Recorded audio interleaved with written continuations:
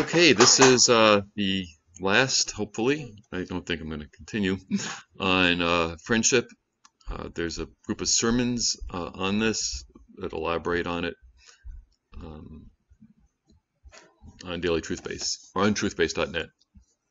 So I entitled this a 3 R's of Friendship to highlight just three aspects of being responsible for the relationship, being responsive to the other person, and then being reciprocal, where you do unto others as you would have them do unto you. And I asked these questions from the end at the beginning. One of the questions down at the bottom, which I did not put up top, but I'd like you to be thinking about this as we go through it, is, are you a friend of God? Would God call you his friend? You might call God your friend, but would he call you his friend? Because in order to have good friendships with others, you really need to be a friend of God, because otherwise you're just using people in your relationships. Does that mean that all unbelievers use each other in their relationships? Yeah, I think so. Even the ones that you think are very altruistic, they're actually using the other person to boost their own image of themselves as a good person. And, it's ultimately self-centered. Using a person for short-term gain is not really good. Investing in them for eternity, that's good. Okay, so Jesus gave us principles. Oops, I don't want to do this. Oh no, sorry. There we go. So that our joy would be full. There's the verses before this.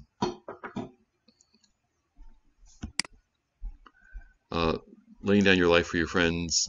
And he really wants us to have the fruit of the Spirit in us, and it comes really from serving each other. And I saw this a number of times in the past week as I interacted with body members, how their service of each other really makes life sweeter.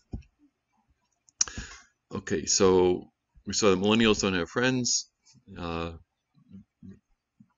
and we'll examine some of the reasons for that. They really lack the character traits as well as the interaction to make it happen. I guess I really like Aristotle's concept here. Mutual affection is a matter of deliberate choice, and it springs from having the mindset, the fixed disposition of having a good relationship. So, basically you do what you set your mind to do. We looked at bad relationships, and I encourage you, if you haven't spent time reflecting on these, to reflect on these and really see, do you have biblical relationships or not? And then we go down to Christ-likeness is the goal for us being on this planet. So that friendships fit into that end. If a relationship doesn't help you move more towards being like Christ, why do you have it? Difficulties in friendships, cautious in friendships, commandments forbid, blah, blah, blah. Okay, so now the sermon proper is, if you really want to be friends with other people and have great relationships, you must first be a friend of God, so your needs are met on an infinite level and you're not using the other person to do it.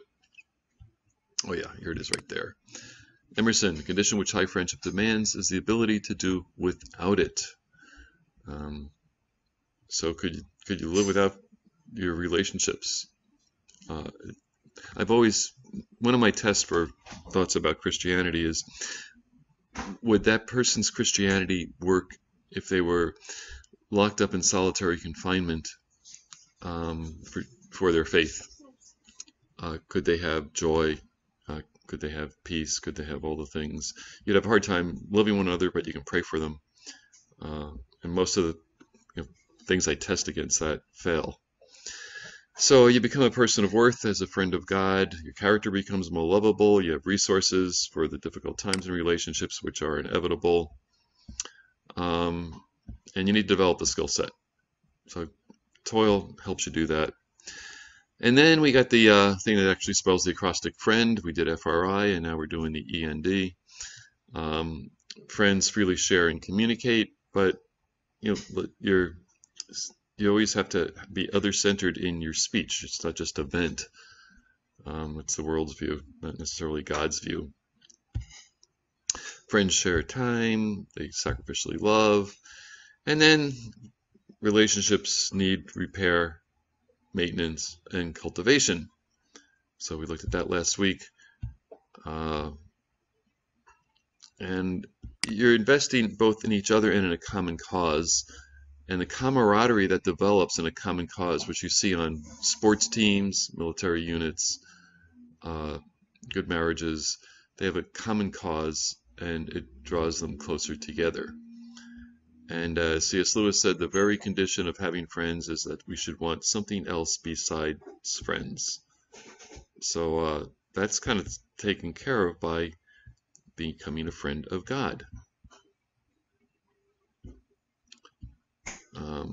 Okay, END, we're the last part.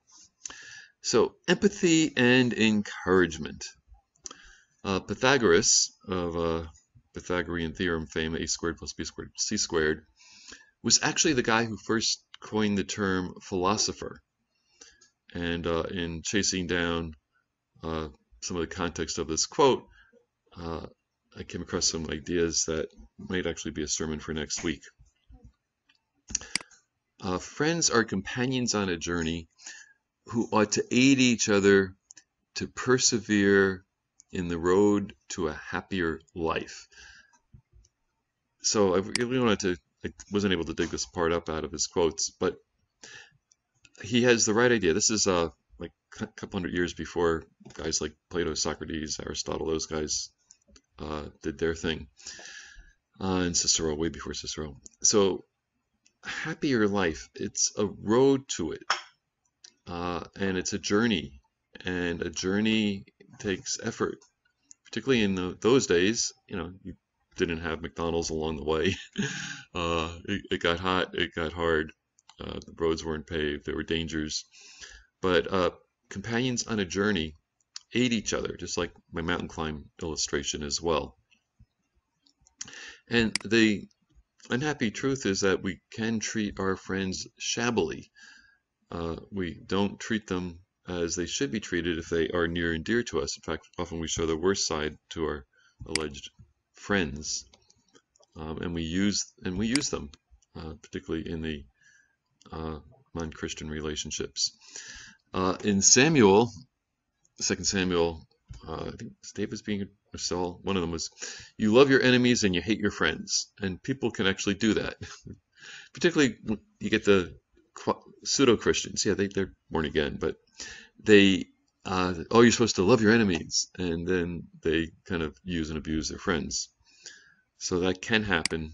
And we need to be careful to cherish our friendships.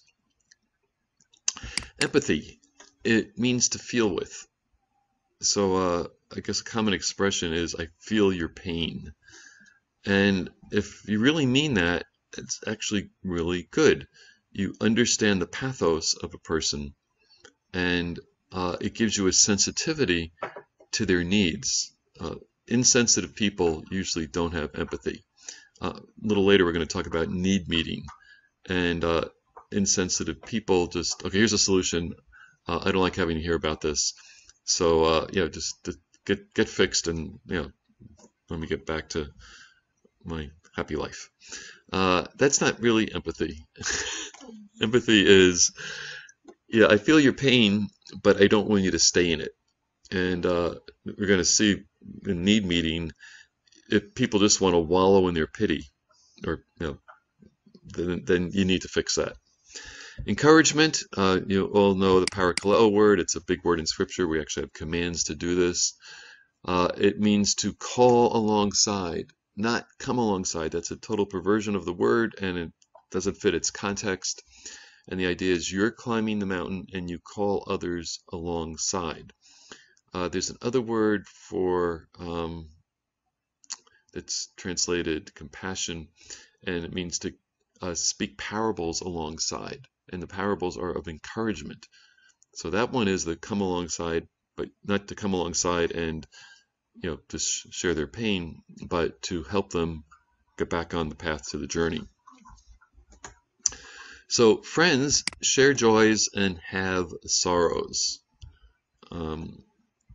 Cicero, a couple hundred years after my friend Plato, said, "Friendship improves happiness and abates misery by the doubling of our joy and the dividing of our grief."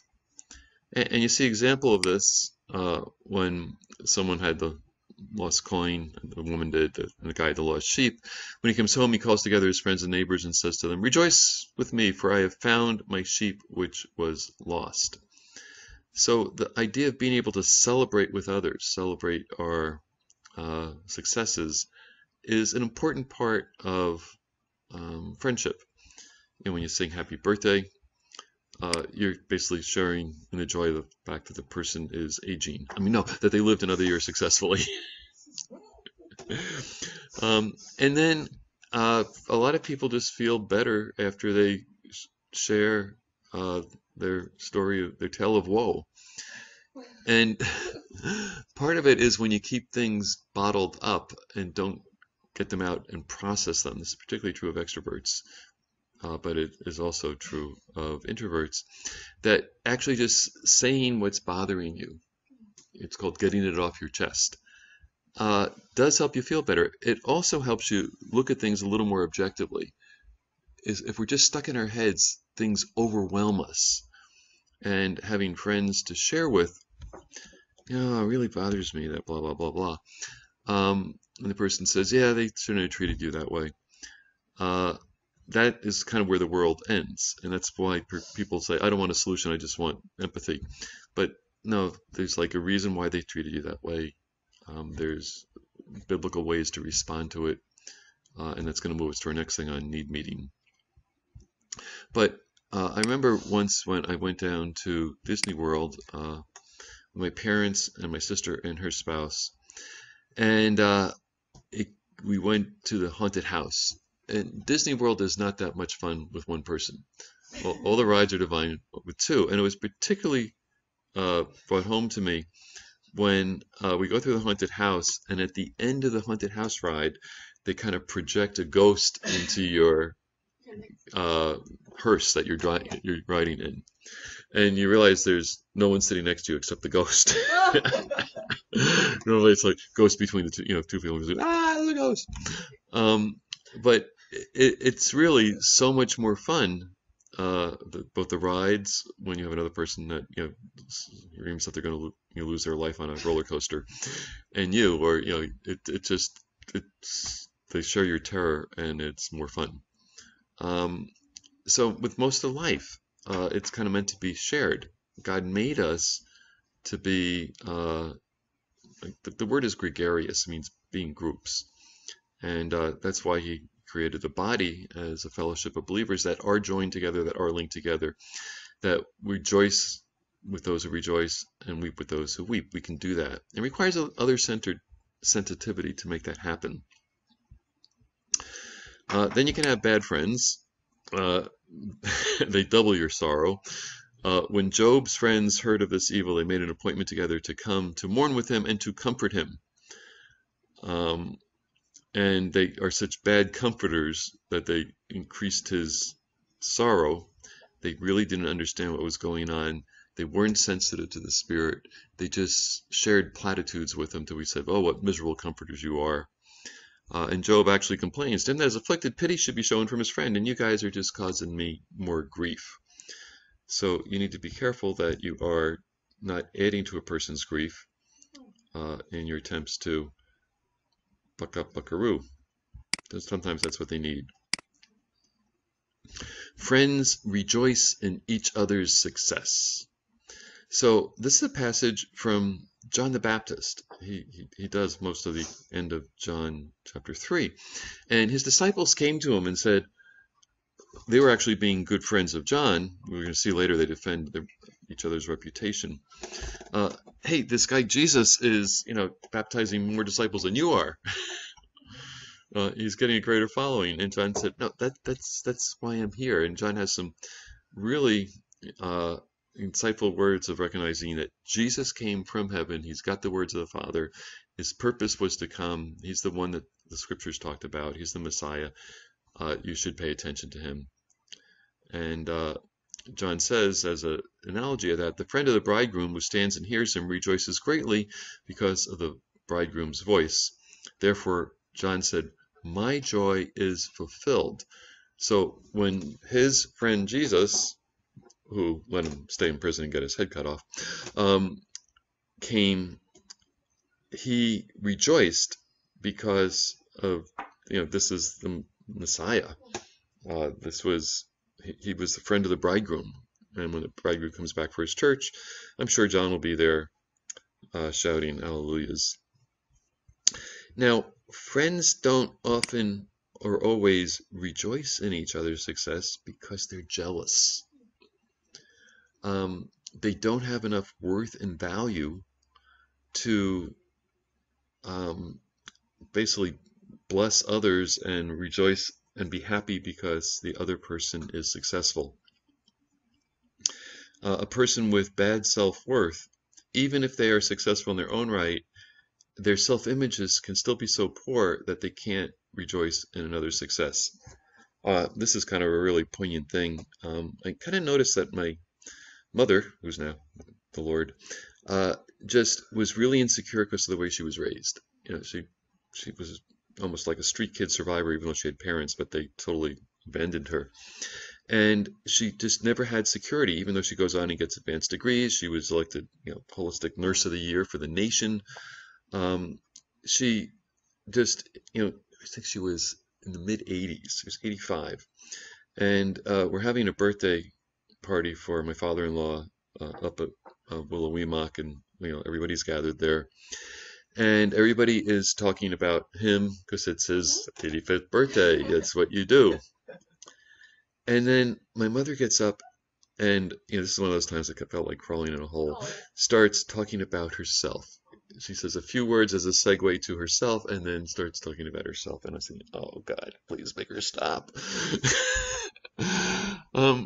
She didn't really have a sense of worth and value, which comes from submitting to God and living life on His terms. So she couldn't share that with others. I always kind of wondered whenever I achieved anything, she or my sister too, who was a very accomplished person. It was like she would try to upstage us, and then eventually I became aware of how self-image and self-concept really affects our ability to give honor to others because we're not getting honor from God. So there's a sermon on the magic lamp of self-esteem. I talk about how to give that to your kids, and a little blurb on how to reparent yourself if you never got that. It's real simple: A, B, C, D, E, F, G. I think as far as the acrostic goes, and that has helped a lot of people. But you want to, what do you do at work when if someone your kind of coworker that you're friendly with gets promoted over you? Ugh, the green-eyed monster of jealousy comes, and it's like,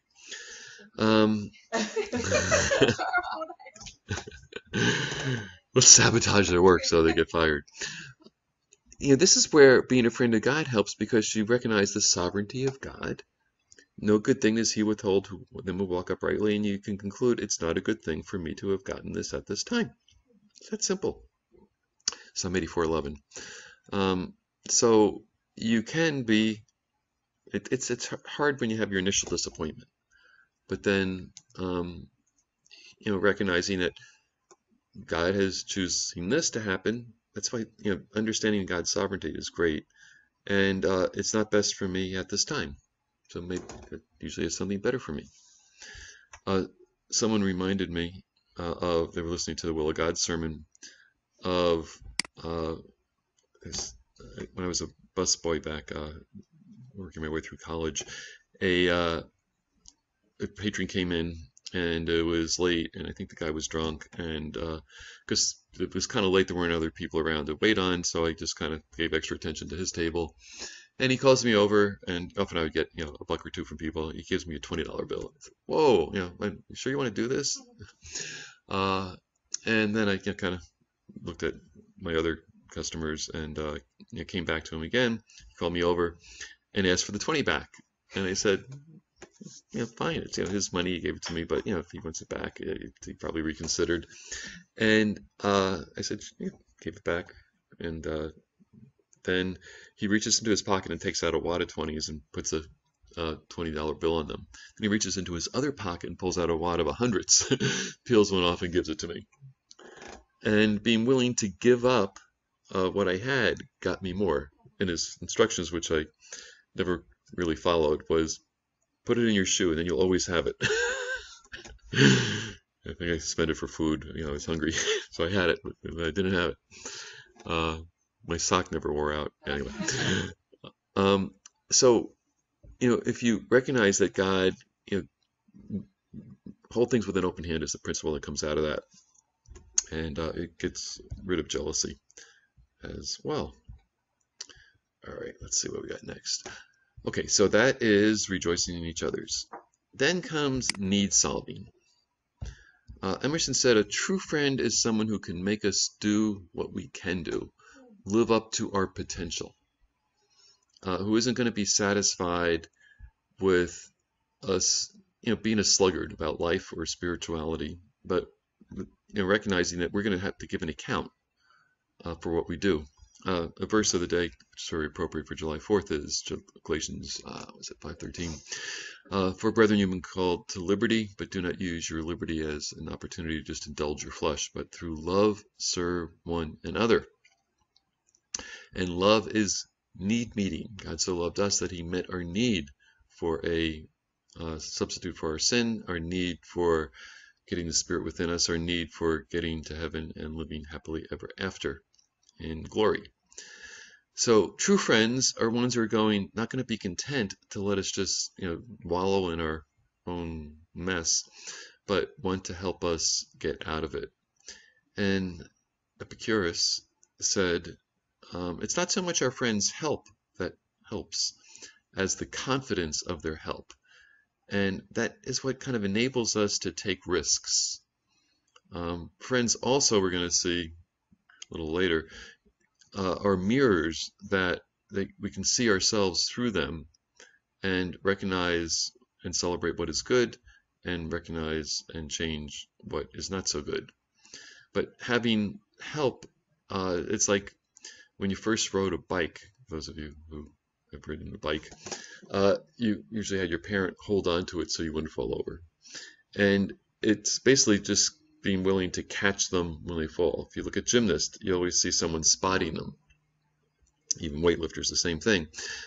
Just knowing that if you run into difficulty, there is someone there to help, so you are not as anxious about failure as you would otherwise. Now, as Christians, God is our friend. He is our helper. He actually has gone on record saying he is our helper. We always have his help, but just kind of knowing that there's someone else to hold your hand when you're white-knuckled and going through a scary haunted house is, it gives you courage to do that. So true friend helps us do what we should be able to do. Friends vocally watch out for each other's soul, which means they don't just pray for you, they talk to you. They instruct you. They warn you. They reprove you when you're off the path. They rebuke you when you're in your proudness, just refuse to submit to God and his word. And then they even reject you to cut you off from fellowship, so that you feel the sting of being out of fellowship and then can repent. In fact, God mandates and commands rejecting those who don't want to follow the Spirit, so they will want to come back and follow the Spirit.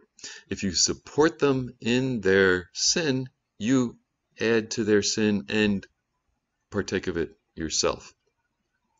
That when the passage in Thessalonians, don't even eat with them so they might be ashamed. Those are commands. Treat them as a publican and a sinner, as Matthew 18. So we watch out for each other's souls. Now, one of the reasons I put together the Christian career path or the blueprint is I realize people don't know what the Christian life is supposed to be for themselves, much less someone else. So if you kind of look at how it's supposed to be as you mature, you can then watch out for others. If you don't know what the path is, you can't help others get on the path. And then words are required, not just actions.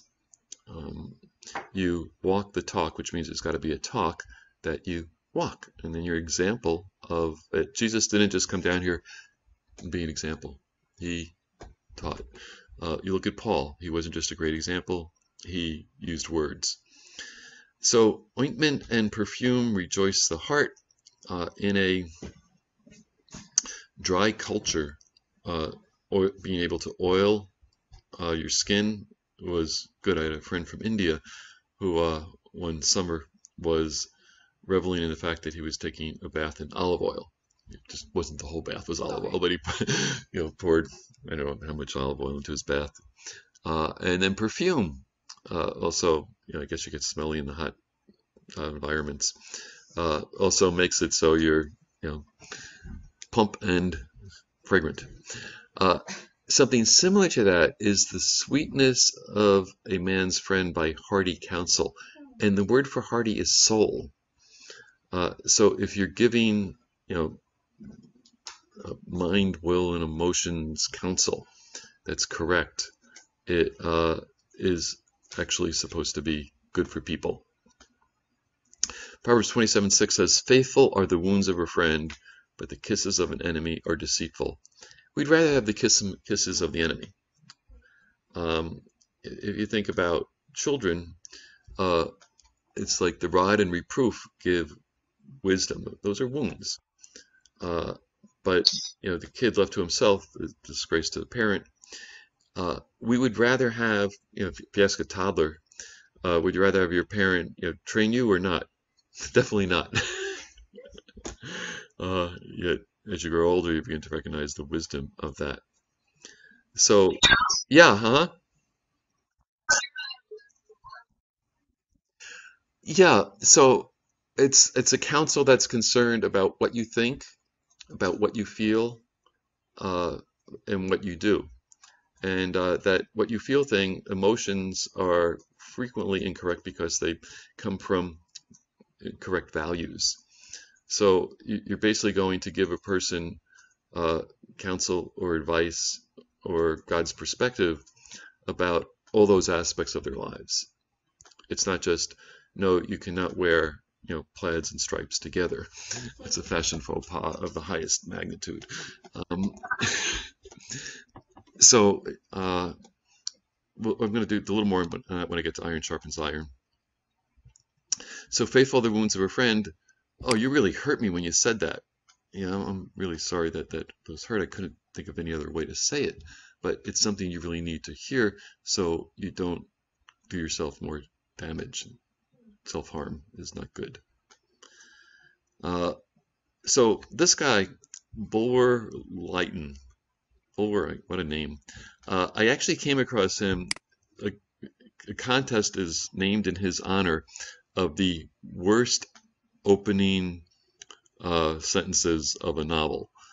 And I actually submitted something, but I guess it wasn't bad enough to get an award. But he also has this great quote. "One of the surest evidence of friendship that one individual can display to another is telling him gently of a fault. If any other evidence of friendship can excel telling him gently of a fault, it is listening to such a disclosure with gratitude and amending the error." Now, some people will say, "Oh, thank you for sharing that," and then just continue on doing their sin. And that it's like doubly deceitful because they're being a hypocrite on top of being a sinner. So we need to basically be recognizing that God can use others in our life. And when someone discloses, it's called reproof, brings to light a fault.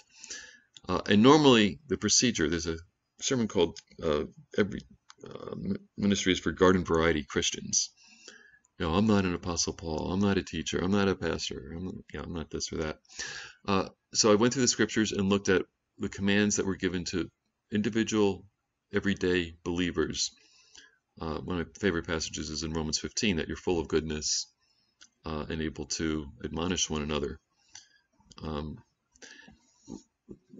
One of the things that precedes reproof is instruction, and then warning people that they are not following the instruction, and then bringing to light, when you actually cite cases of why you're not following the scriptures. And then when they get to, ignore the reproof, there comes rebuke. And the word for encouragement is sometimes translated rebuke, but exhort and rebuke, it's all the same word. You have to figure out the context. But there's a higher level. The way you figure this out is 1 Timothy 4. It says, preach the word, be instant in season, out of season. Reprove, rebuke, and exhort with all long suffering and doctrine. So there's a difference between reprove and the rebuke, and it comes in that order. So,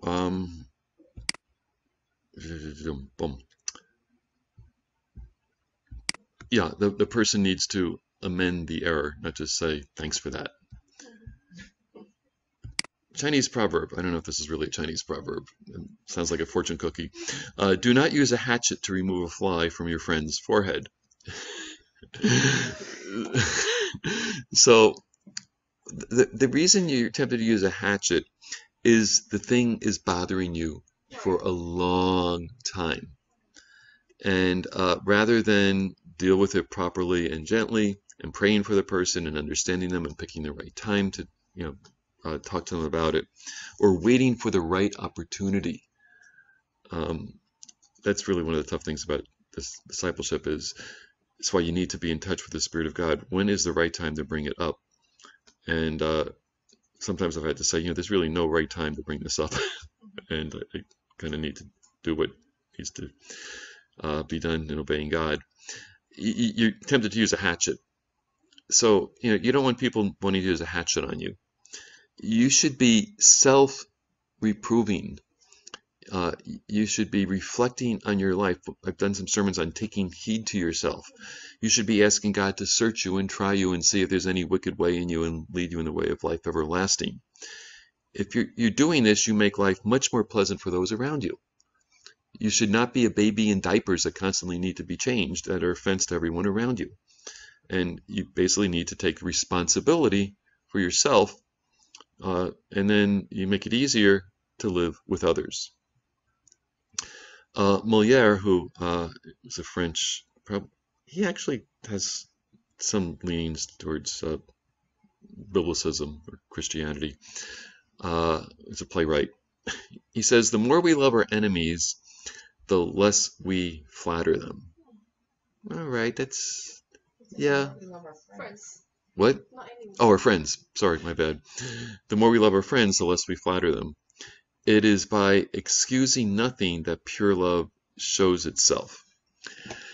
Yeah, this is a little tough one. Yeah, there's some things that love is patient, it's kind, it doesn't keep record of faults. The Corinthians were really quick to jump on each other's faults because they were so carnal. Pure love, if you really desire someone else's best interest, you don't let them continue to do what is spiritually suicidal. If you really want to see them do well at the judgment seat, and you say nothing, you share in their sin. Remember the watchman principle of Ezekiel? If the watchman doesn't say anything, then that person's blood or loss of blessing is on your head. If you share it with them, they'll reject you, but then you're free. You can't just pretend that things don't exist. That's not love. It's enabling a person in their sin. And this doesn't happen in most churches because we don't want anybody to say anything about us. So you get a group of people that really are going to do poorly at the judgment seat because they think, oh, I'm okay because everyone else is doing it. Okay, Jesus was really clear that only the overcomers are the ones who share in the blessings. He was really clear in his very first sermon that the way to life is an uphill, narrow route.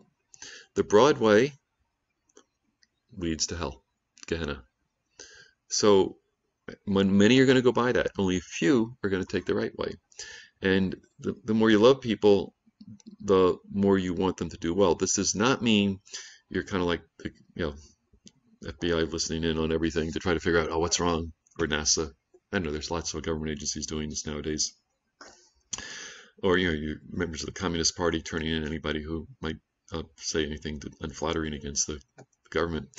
But you're other-centered. You are aware of things, and God gives you grace to interact with them in love and fellowship and friendliness while you're waiting for the right opportunity to present itself. So timing is really crucial. And if you see someone walking off a cliff, you don't say, well, I think I need to wait until they kind of actually step over the edge. No, it's too late. That's what admonishment, warning them of the consequences. You keep going down that path, something unpleasant is going to happen to you. So we watch out for each other's souls. A good friend who points out mistakes and imperfections and rebukes evil is to be respected as if he reveals a secret of hidden treasure. Buddha chapter, oops, no, that's not in the Bible.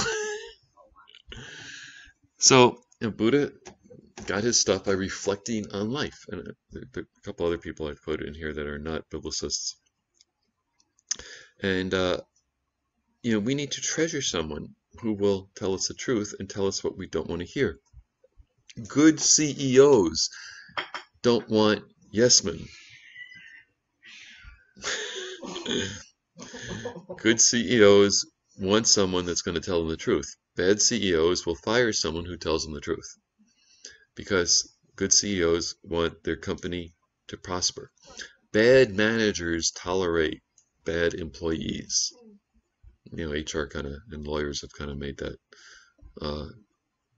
more prevalent. But do we really value someone who tells us that we're not doing too well? And then, of course, you have the immature believers who kind of make a Christian career out of being inappropriate in sharing their individual scruples. We just studied this in Romans 14. Become mandatory for everyone else. Open rebuke, says Proverbs 27, is better than secret love. So if someone says something to you and you don't like it, realize that they risked a lot to do it, and you might want to consider, take it to God and say, is there truth in this? Even if what they say is you don't think is the problem that they stated, there is some problem. He that rebukes a person afterward shall find more favor than he that flatters with the tongue. This has not been very true in my experience, but it's the truth. And there are very few people who really want to take holiness seriously. Be holy as he is holy. So that's in Proverbs, general wisdom. But here in a prayer, Psalm 141, the beginning context is the wicked are actually enticing this person. The wicked are those who know God's word and aren't practicing it, which would fit a lot of Christians these days. And the psalmist prays, God, don't incline my heart to any evil thing, to practice wicked works with men who work iniquity, and do not let me eat of their delicacies. It's a great prayer. He recognizes that it's where your heart is, there your actions will be. And if you incline your heart to something evil, you'll wind up doing evil. It's that simple. And he doesn't want that. And he doesn't even want to eat of their delicacies. So that means you're willing to be excluded from that. Then he says, let the righteous strike me. Ow! It shall be a kindness. and let him rebuke me. Tell me that I'm wrong. It will be as excellent oil. Let not my head refuse it, for still my prayers against the deeds of the wicked. This last verse here is, someone said there's as many views on this as there are commentators. And it, I kind of started looking at what other people said, and it's this translation I think captures the context really well. Even if you don't have a righteous person strike you or rebuke you, you're still praying that you won't be doing the deeds of the wicked, which is what he wants to avoid to begin with. He doesn't want to practice the wicked works. That's up here in verse 4, so this one fits there. This parallelism, it's probably the best thing. But, if, first of all, we don't want the righteous strike, we would like to be able to learn to listen at the low volume. And I frequently said this, and it bears repeating. Learn to listen at the low volume, which is in your quiet time. You read the scriptures, you ask God to see if it matches what your life is. You pray Psalm 139, see if there's any wicked way in me. And then you won't have to have people strike you, what you perceive as a strike. Then you hear sermons, and address sermons to needs that I'm aware of in the body. And I do my happy dance in secret when I hear that people have actually intended that a person respond to this truth. Because I'm asking God, show me needs in the body that need to be addressed by your truth. And it's a nice, safe, non-confrontational way. This is what the truth says, and a person's thinking, am I obeying that? And then they realize, oh, I'm not obeying it, and I need to change. Then the next volume is, we used to have people work on going over the sermon with others because people couldn't understand what I said.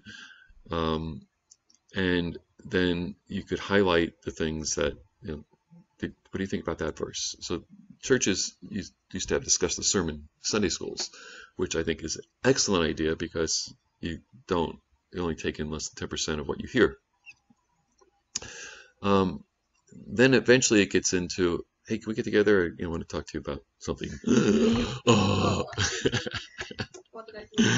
It's much better that you don't have to get it up to that. It's just little comments in passing. But when the person's not receptive and you're praying for them and you're praying for the opportunity, then you do need to step up the volume and meet their need. And if they receive it graciously, all is good. If they don't, you're suffering for doing what's right. And God is just heaping up judgment on them. Actually, they're heaping up judgment on themselves. Under this one, friends make us sharp and effective. Cicero said, to give counsel as well as to take it is a feature of true friendship. And that is decent. I thought of that, Psalm 27, Proverbs 27:17. Iron sharpens iron, so a man sharpens the countenance of his friend. I heard this when I started getting around Christian fellowship, and the thing they always said is, when iron sharpens iron, sparks fly. It doesn't have to be that way. There's easier ways to do it. But there's another piece. The way iron sharpens iron, you'll see chefs do this with their steel.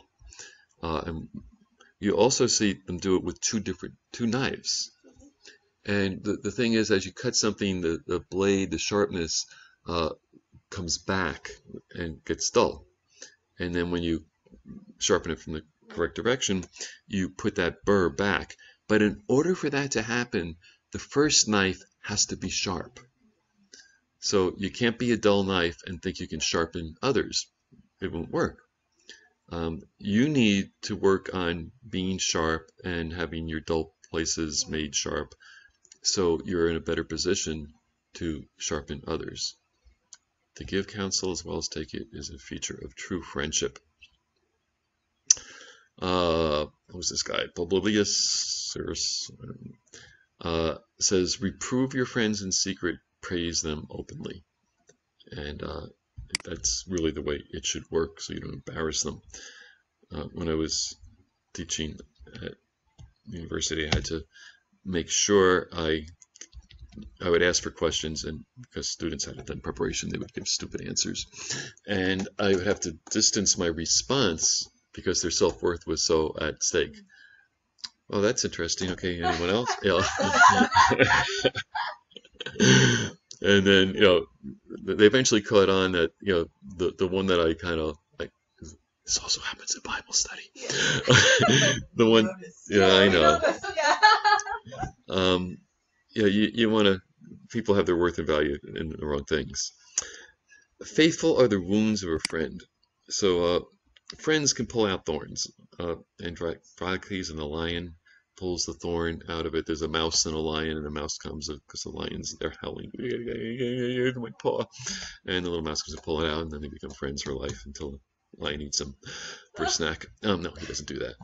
But there are things that hinder us, and sometimes we can't do it ourselves, and God has designed the body, so really there's stuff we are not going to be able to do without the help of others, because he wants us to be humble, and needing help from others is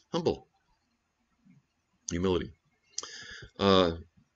George Canning, I looked up, he was a prime minister, an Irishman, prime minister of England, had lots of good friends and lots of enemies, and he said, "Give me the avowed, the erect, the manly foe. Bold I can meet, perhaps may turn the blow. But of all plagues, good heaven, your wrath can send. Save, oh save me from the candid friend." Who's going to, basically, the candid friend is going to tell him there's something wrong. So he'd much rather, battle someone face to face than have to deal with having to battle himself inwardly as a result of some advice from a candid friend. So it's semi-humorous, but there's some truth in that. Friends help meet needs.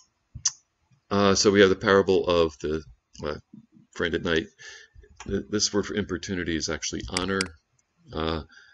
Friends meet needs. So give me 3 loaves, and he won't rise because he is his friend, because of his importunity. Means you keep bugging him. The better word is honor.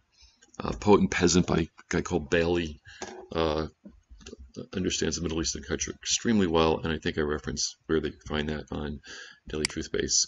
But they help meet needs. A friend loves at all times, and a brother is born for adversity. So that means family, siblings, are not for all times, but friends are. So actually, there's a friend that sticks closer than a brother. Friends are people that we can do fun things with. Family, sometimes not so much. In terms of meeting needs and serving others, the place where this was first brought home to me was around it was my last year at college. Took that long. I wound up living with some Christians, and I was told that they needed a roommate, and I had another place, and it fell through, and then I needed a roommate. And it turns out they didn't need a roommate. 2 guys doubled up so they could basically have an influence in my life, and they did. And my friend Mark, who had this influence, was an Iowa farm boy. He worked with his hands real well, and he actually had a job in the bus depot for the university. And one day he asked if he could borrow my car, and I said, "I'm a nice guy, sure." So he takes my car, brings it to the bus depot on his own time, washes it, tunes it up, fills it with gas, and brings it back. And I said, "Oh, so where'd you go?" Whatever. And he told me what he did. My jaw dropped. And I realized that, serving, even in something that wasn't a need, looking out for what would please someone, what would be beneficial. My car probably did need a tune-up, because I hadn't tuned it up since I got it, is really, a great model.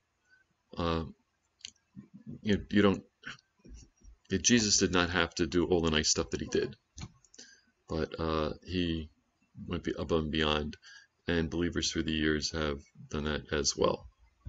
Friends warn each other. This one is particularly Paul going into the theater at Ephesus. This is where the people are for a couple hours demonically chanting, "Great is Artemis of the Ephesians," and because the silver workers realized their trade was being impacted by people following Christianity, and the disciples were in there, and Paul wanted to go in and help them, but his friends, the disciples, begged him not to go in because it was going to cause more of a riot, and then some officials sent to him pleading that he would not venture into the theater, and he didn't. So he listened. Friends refresh each other. So Paul was courteously treated by a governor who gave Paul liberty to go to his friends to refresh himself. So he was, under house arrest of something, but was let loose to do that. I think. Oh yeah, if a friend is in trouble, don't annoy him by asking him anything you can do. Think of something appropriate and do it. Yeah, take the initiative in serving.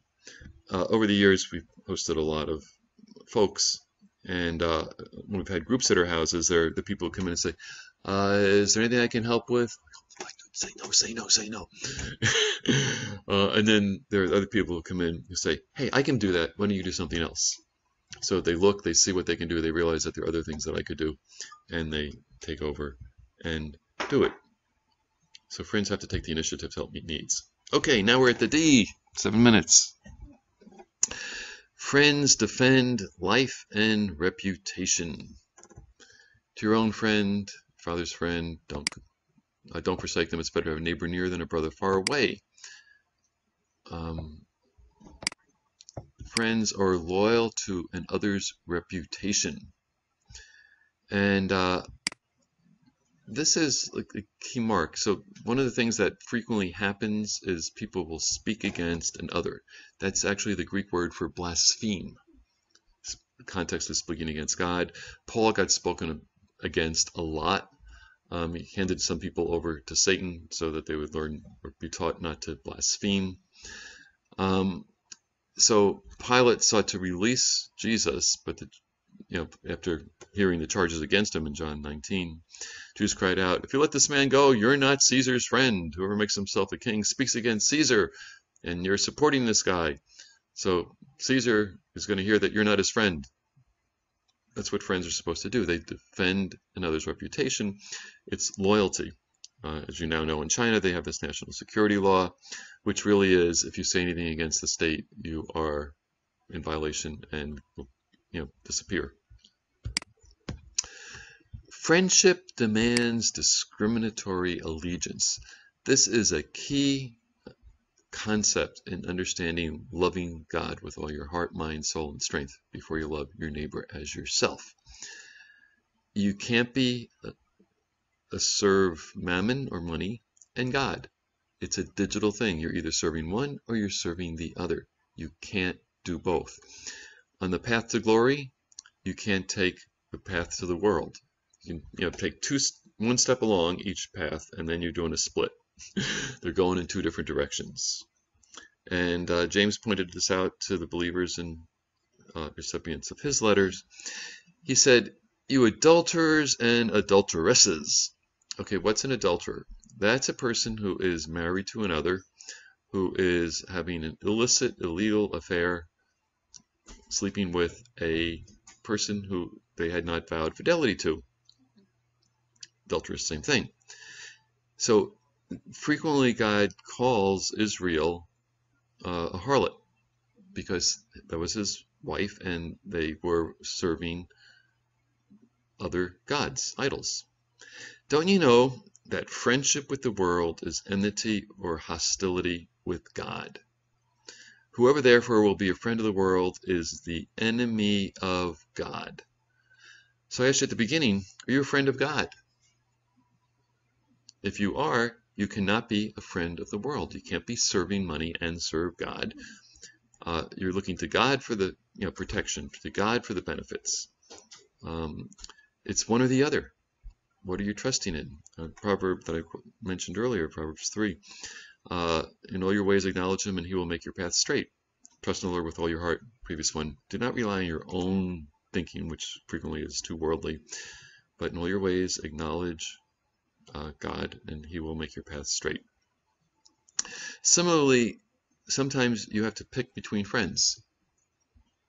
You can't be loyal to someone who hates the person that you are loyal to.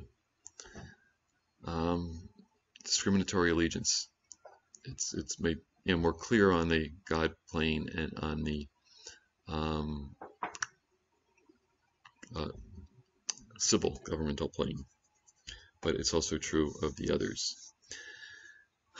Two are better than one, says Ecclesiastes, says Solomon, because they have a good reward for their labor. If they fall, one can lift up his fellow. But woe to him that is alone when they fall, for he has no one to help him rise. So friends help each other, and can two walk together unless they are agreed?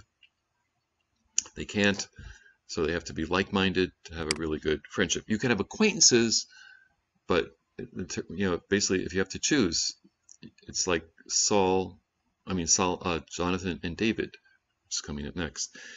He couldn't be loyal to the king, his father, and loyal to David, yet he was, and he sought to protect and defend David even at his own expense.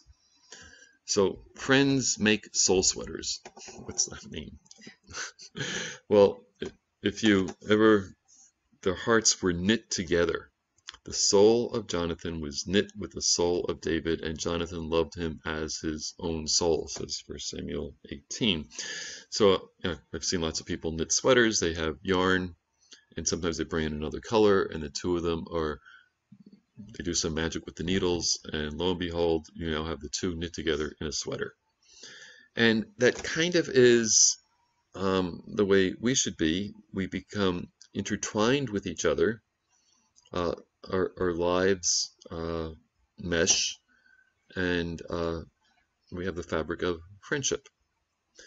Contrast that with a quote from Sivananda.